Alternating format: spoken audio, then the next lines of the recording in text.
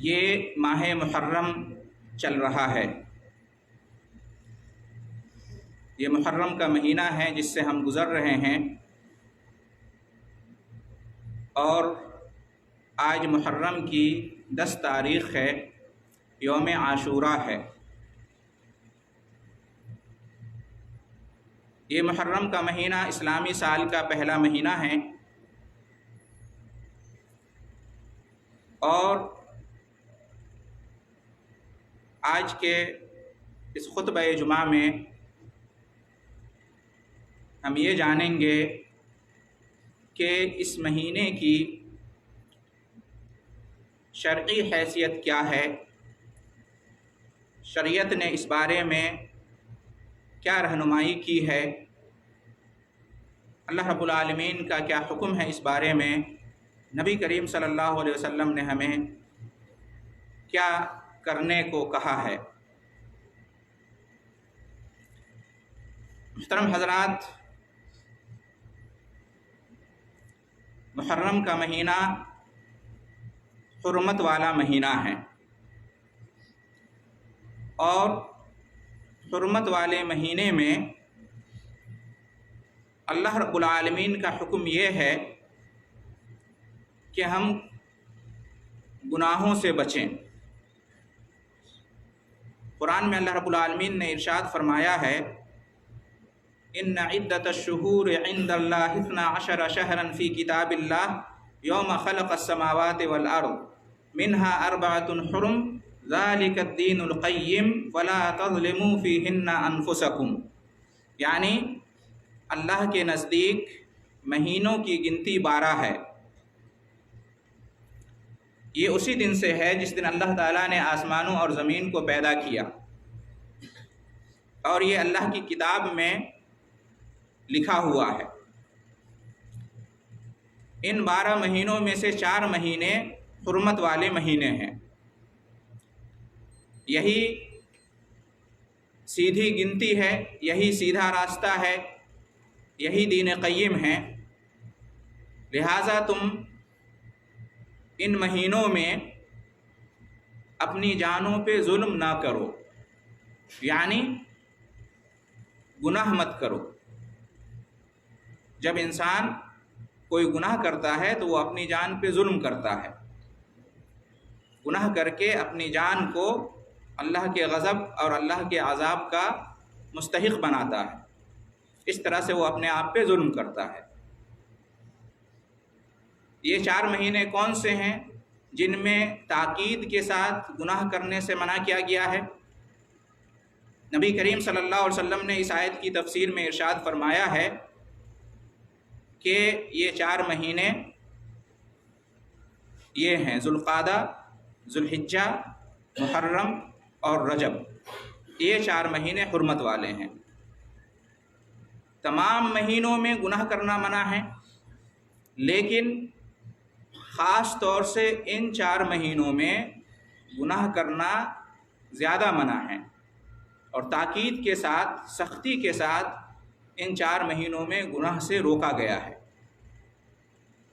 محرم کا مہینہ بھی انہی حرمت والے 4 مہینوں میں سے ایک ہے، اس کا نام ہی محرم ہے، حرمت والا مہینہ۔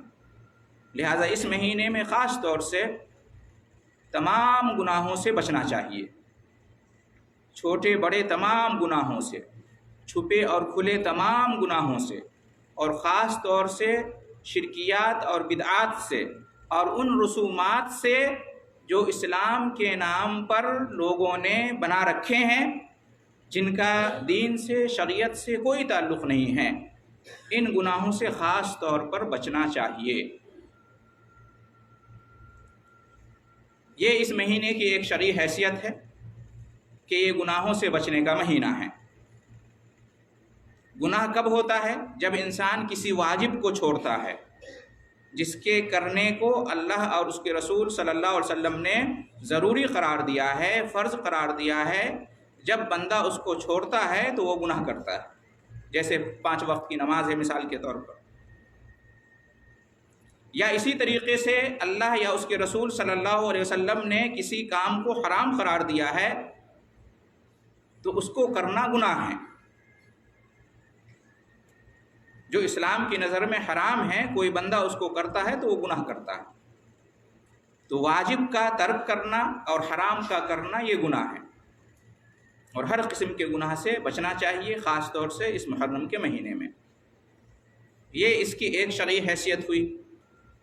دوسری شرعی حیثیت اس مہینے کی یہ ہے، ماہ محرم کی، کہ یہ مہینہ اس طرح سے بھی عظمت والا مہینہ ہے، عظیم الشان مہینہ ہے، کہ یہ مہینہ نفلی روزے رکھنے کا مہینہ ہے، اور تمام نفلی روزوں میں اس مہینے کے روزے سب سے افضل اور بہتر ہیں۔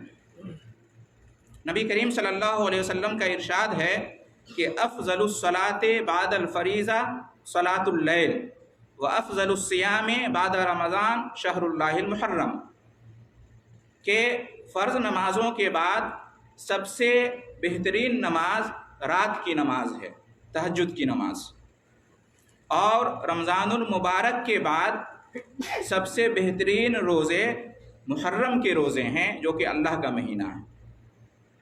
تو اس حدیث سے کیا معلوم ہوا کہ یہ محرم کا مہینہ جس سے ہم گزر رہے ہیں، یہ نفلی روزوں کے رکھنے کا مہینہ ہے۔ اس لیے ایک بندہ مومن کو چاہیے کہ جہاں تک ہو سکے، جتنا ممکن ہو سکے، اس مہینے میں روزہ رکھے۔ کتنے روزے رکھے اس کی کوئی تحدید نہیں ہے، کوئی لمٹ نہیں ہے، لیکن پورے 29 یا 30 دن کے روزے نہیں رکھنا ہے، اس لیے کہ رمضان کے علاوہ کوئی ایسا مہینہ نہیں ہے جس کے تمام دنوں کے روزے رکھنے چاہیے۔ تو زیادہ سے زیادہ روزہ رکھنا چاہیے محرم کے مہینے میں، یہ نبی کریم صلی اللہ علیہ وسلم کی سنت ہے۔ خاص طور سے اس مہینے کی جو 10 تاریخ ہے، جس کو یوم عاشورہ کہتے ہیں، عاشورہ عشرہ سے ہے، عشرہ کا معنی 10 ہوتا ہے، یہ جو یوم عاشورہ ہے جو کہ آج کا دن ہے، اس مہینے کی اس تاریخ کو 10 تاریخ کو 10 محرم کو روزہ رکھنا، یہ نبی کریم صلی اللہ علیہ وسلم کی بہت ہی پیاری سنت ہے اور بڑے اجر اور ثواب کا باعث ہے۔ آج کا دن یوم عاشورہ روزہ رکھنے کا دن ہے، اس لیے کہ نبی کریم صلی اللہ علیہ وسلم نے ارشاد فرمایا ہے کہ صوم یوم عاشورہ انی احتسب علی اللہ ان یکفر السنہ التی قبلہ، کہ عاشورہ کے دن کا روزہ رکھنا مجھے اللہ رب العالمین سے امید ہے کہ اس کے بدلے میں یا اس کی وجہ سے وہ پچھلے 1 سال کے گناہ کو معاف کر دے گا۔ ایک روزہ رکھیں گے تو پچھلے سال، گزشتہ سال جو گزرا ہے، اس کے گناہ، صغیرہ گناہ معاف کر دیے جائیں گے۔ یہ نبی کریم صلی اللہ علیہ وسلم کا فرمان ہے، اور اس لیے خود نبی کریم صلی اللہ علیہ وسلم نے بھی اس دن کا روزہ رکھا، اور صحابہ کرام کو بھی اور تمام مسلمانوں کو اس دن کا روزہ رکھنے کا حکم دیا ہے۔ بلکہ اہل علم کہتے ہیں کہ رمضان کا روزہ فرض ہونے سے پہلے یہ روزہ فرض تھا، جب رمضان کے روزے فرض ہوئے تو یہ روزہ نفلی ہو گیا، مسنون ہو گیا۔ اور اس روزہ کے رکھنے کی بھی ایک تاریخ ہے، اور وہ یہ ہے کہ اسی دن، عاشورہ کے دن، محرم کی 10 تاریخ کو اللہ تعالیٰ نے اپنے پیارے رسول حضرت موسیٰ علیہ السلام اور آپ کی قوم کو فرعون اور اس کے لشکر سے نجات دی تھی۔ پورا واقعہ ہم سب جانتے ہیں کہ اللہ تعالیٰ نے کس طرح سے موسیٰ علیہ السلام اور آپ کی قوم بنی اسرائیل کو نجات دیا تھا، اور ظالم و جابر بادشاہ فرعون اور اس کے لشکر کو غرق کر دیا تھا۔ تو اسی خوشی میں شکرانے کے طور پر موسیٰ علیہ السلام نے روزہ رکھا تھا، اور یہودی لوگ اسی لیے اس دن کا روزہ رکھتے تھے، اس دن کی تعظیم کرتے تھے۔ نبی کریم صلی اللہ علیہ وسلم جب مکہ مکرمہ سے ہجرت کر کے مدینہ منورہ تشریف لائے تو یہودیوں کو دیکھا کہ اس دن کی تعظیم کرتے ہیں، اس دن کا روزہ رکھتے ہیں، تو پوچھا کہ کیا بات ہے؟ تو یہودیوں نے یہی کہا کہ ہمارے رسول موسیٰ کو اس دن نجات ملی تھی، اور انہوں نے روزہ رکھا تھا تو ہم بھی روزہ رکھتے ہیں۔ تو نبی کریم صلی اللہ علیہ وسلم نے فرمایا کہ ہم تمہارے مقابلے موسیٰ علیہ السلام سے زیادہ قریب ہیں، ہماری نسبت، ہمارا تعلق زیادہ ہے تم سے، تمہارے مقابلے میں، لہٰذا آپ صلی اللہ علیہ وسلم نے بھی روزہ رکھا اور سب کو روزہ رکھنے کا حکم دیا۔ تو یہ ہے عاشوراء کے دن کی روزہ رکھنے کی تاریخ، لہٰذا ہمیں بھی روزہ رکھنا چاہیے۔ نبی کریم صلی اللہ علیہ وسلم کی سنت پر عمل کرتے ہوئے اگر نبی سے محبت ہے تو اس کا یہ ثبوت ہے، اس کی یہ علامت ہے کہ ہم اس دن کا روزہ رکھیں، یوم عاشوراء کا روزہ۔ اور اسی کے ساتھ ساتھ یہ بھی سنت ہے کہ اس سے ایک دن پہلے یعنی 9 تاریخ کا بھی روزہ رکھا جائے، جس کو یوم تاسوعا کہتے ہیں، کیونکہ نبی کریم صلی اللہ علیہ وسلم نے یہودیوں کی مخالفت میں یہ فرمایا تھا کہ لئن بقیت الی عام مقبل لاصومن التاسع، کہ اگر میں آئندہ سال زندہ رہا، اس دنیا میں رہا، تو میں 9 تاریخ کا بھی روزہ رکھوں گا۔ یہ کیوں فرمایا نبی کریم صلی اللہ علیہ وسلم نے؟ تاکہ یہودیوں کی مخالفت ہو۔ یہودی ایک دن کا روزہ رکھتے تھے، 10 تاریخ کا، آپ صلی اللہ علیہ وسلم نے کہا کہ ہم 2 دن کا روزہ رکھیں گے، 10 کا تو رکھیں گے ہی، ساتھ میں 9 کا بھی رکھیں گے تاکہ یہودیوں کی مخالفت ہو۔ تو معلوم یہ ہوا کہ محرم کے مہینے میں ہم زیادہ سے زیادہ روزہ رکھیں، اس کی فضیلت آئی ہے، خاص طور سے 9 اور 10 تاریخ کا روزہ رکھیں، 2 روزہ رکھیں، کم سے کم 10 تاریخ کا روزہ تو ضرور رکھیں۔ یہ ہے اس ماہ محرم کی اور یوم عاشوراء کی شرعی حیثیت، جس کا خلاصہ یہ ہے کہ یہ مہینہ، یہ دن گناہ سے بچنے کے دن ہیں اور روزہ رکھنے کے دن ہیں۔ لیکن بڑے افسوس کا مقام ہے کہ آج اسلام کی طرف نسبت رکھنے والے بہت سارے لوگ، اپنے آپ کو مسلمان کہنے والے بہت سارے لوگوں نے اس محرم کے مہینے کو اور محرم کے شروع کے جو 10 دن ہیں اور 9 تاریخ اور 10 تاریخ اور من جملہ پورا مہینہ، اس مہینے کو اور ان دنوں کو ان لوگوں نے نوحہ ماتم، کھیل تماشا، ڈھول تاشا، کھانے پینے اور گانے بجانے کا مہینہ اور دن بنا رکھا ہے۔ کتنے افسوس کا مقام ہے کہ نبی کی سنت تو یہ ہے کہ اس مہینے میں روزے رکھے جائیں اور خاص طور پر 9 اور 10 تاریخ کے روزے رکھے جائیں، لیکن آپ کی امت کا دعویٰ کرنے والے بہت سارے لوگ نبی کی سنت اور نبی کی تعلیم کے برخلاف اس مہینے میں اور ان دنوں میں وہ کام کرتے ہیں جس سے ایک مسلمان شرما کے رہ جائے، جو اسلامی تعلیمات کے بالکل خلاف ہے۔ سنت ہے روزہ رکھنا، اور ان دنوں میں کھلانے پلانے اور پینے پلانے کا اہتمام کرتے ہیں، سبیلے لگاتے ہیں، شربتیں پیتے اور پلاتے ہیں، مختلف پکوان بناتے ہیں اور کھلاتے ہیں۔ یہ نبی کی سنت کی خلاف ورزی ہوئی یا نہیں ہوئی؟ آپ لوگ خود فیصلہ کیجئے۔ نبی کی سنت ہے روزہ رکھنا، آپ نے روزہ رکھا اور ہم اس سنت کا مذاق اڑاتے ہوئے کھلے عام لوگوں کو کھلائیں اور پلائیں؟ یہ کیسی نسبت ہے نبی کریم صلی اللہ علیہ وسلم سے؟ اسے کیسی محبت ہے؟ محبت رسول اور محبت اہل بیت کے نام پر یہ سب کچھ ہوتا ہے۔ شہادت حسین رضی اللہ تعالیٰ عنہ کے غم کے نام پر یہ ہوتا ہے، غم مناتے ہیں اور اس طرح سے عزاداری کرتے ہیں، تعزیہ بناتے ہیں، نوحہ ماتم کرتے ہیں، سینہ کوبی کرتے ہیں، اپنے گریبانوں کو چاک کرتے ہیں، زنجیروں سے اپنے آپ کو مارتے ہیں، اپنے آپ کو زخمی کرتے ہیں، ماتمی جلوس نکالتے ہیں اور عزا کی مجلسیں منعقد کرتے ہیں، اس میں صحابہ کرام کو اور ان کی اولاد کو برا بھلا کہتے ہیں اور مسلمانوں پہ لعن طعن کرتے ہیں، سب و شتم کرتے ہیں۔ کیا اسی کا نام اسلام ہے؟ سوچئے اور غور کیجئے۔ ہمیں حکم دیا گیا ہے کسی کی وفات پر، کسی کی شہادت پر صبر کرنے کا، ان کے لیے دعا کرنے کا اور یہ ایمان اور عقیدہ رکھنے کا کہ اس کے ذریعے سے اللہ تعالیٰ ان کے درجات کو بلند کرتا ہے۔ غم ہر ایک مسلمان کو ہوتا ہے جب کوئی شہید ہوتا ہے، کسی مسلمان کی وفات ہوتی ہے۔ حسین رضی اللہ تعالیٰ عنہ کو شہید کیا گیا، ان پر ظلم کیا گیا، انہیں قتل کیا گیا اور ان کے خاندان کے بہت سارے افراد کو قتل کیا گیا۔ اس پر کس کو غم نہیں ہے؟ کس کو حسین سے محبت نہیں ہے، آل بیت سے محبت نہیں ہے؟ جس کو حسین اور آل بیت سے محبت نہیں، وہ مسلمان ہی نہیں ہو سکتا۔ آل بیت سے، حسین رضی اللہ تعالیٰ عنہ سے، حسن رضی اللہ تعالیٰ عنہ سے محبت رکھنا یہ ایمان ہے، ان سے بغض اور کینہ رکھنا، ان سے نفرت کرنا، انہیں برا بھلا کہنا یہ کفر اور نفاق ہے۔ کون مسلمان ہے جس کو غم نہیں ہے، جس کو محبت نہیں ہے؟ لیکن کیا محبت کا یہی ثبوت ہے؟ کیا غم منانے کا یہی طریقہ ہے؟ غم ہے، سب کو ہے، لیکن اس طرح سے غم منانے کی اسلام میں اجازت نہیں ہے۔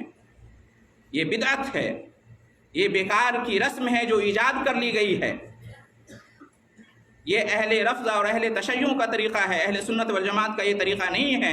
سنی مسلمانوں کو بچنا چاہیے، سوچنا چاہیے یہ طریقہ کہاں سے آیا، یہ طریقہ بالکل مناسب نہیں ہے۔ اسلام میں کیا صرف شہادت حسین کا واقعہ پیش آیا؟ آپ قرآن مجید کا مطالعہ کیجئے، کتنے نبیوں اور رسولوں کو یہودیوں نے قتل کیا ہے، دشمنوں نے قتل کیا ہے۔ کیا بعد کے نبیوں اور رسولوں نے ان کا غم منایا، ماتم کیا؟ ذرا سوچیے اور غور کیجئے۔ اسلام میں کتنی شہادتیں ہوئی ہیں۔ جنگ احد ہوئی، اس کے اندر 70 صحابہ کرام شہید کیے گئے۔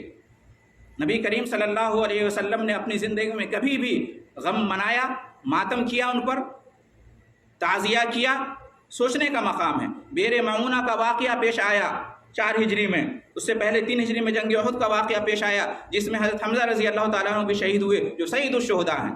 بئر معونہ کا واقعہ پیش آیا جس میں 70 قراء کرام کو، حفاظ کرام کو، معلمین کو دھوکے سے دشمنوں نے قتل کر دیا۔ نبی کریم صلی اللہ علیہ وسلم اس کے بعد مدینہ منورہ میں 6-7 سال رہے، کسی بھی سال آپ صلی اللہ علیہ وسلم نے غم نہیں منایا، ماتم نہیں کیا، اور اس طرح سے ماتمی جلوس نہیں نکالا۔ سوچنے کا مقام ہے، کیوں نہیں کیا؟ نبی اور صحابہ کرام کو، ان شہید ہونے والے صحابہ کرام سے محبت نہیں تھی؟ ان کو غم نہیں تھا؟ کیا یہ لوگ جو شہید ہوئے وہ اسلام کے نام پہ شہید نہیں ہوئے؟ کیا انہوں نے اسلام کے لیے قربانیاں نہیں دی؟ کیا ان کی خدمات اسلام کے لیے نہیں تھی؟ سوچیے اور غور کیجیے۔ سب کچھ تھا، لیکن پھر بھی نبی نے اور صحابہ کرام نے غم نہیں منایا، ماتم نہیں کیا۔ کیوں؟ اس لیے کہ اسلام اس کی اجازت نہیں دیتا ہے۔ اسلام کہتا ہے صبر کرو، ان اللہ مع الصابرین، استعینوا بالصبر والصلاۃ۔ ان کے لیے ہم بلندی درجات کی دعا کریں۔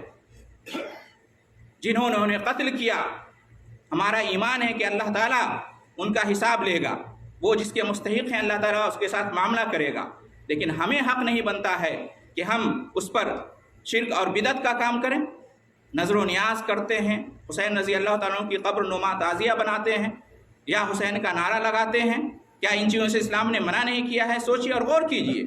لیس منا من لطم الخدود وشق الجیوب ودعا بدعوى الجاہلیہ، وہ ہم میں سے نہیں ہیں جو اپنے آپ کو تھپڑ مارے، جو اپنا گریبان چاک کرے اور جاہلیت کا نعرہ لگائے۔ یہ نبی کی حدیث ہے، نبی نے منع کیا ہے، لیکن افسوس یہی سب کچھ ہوتا ہے اور اس کو اسلام کا نام دیا گیا۔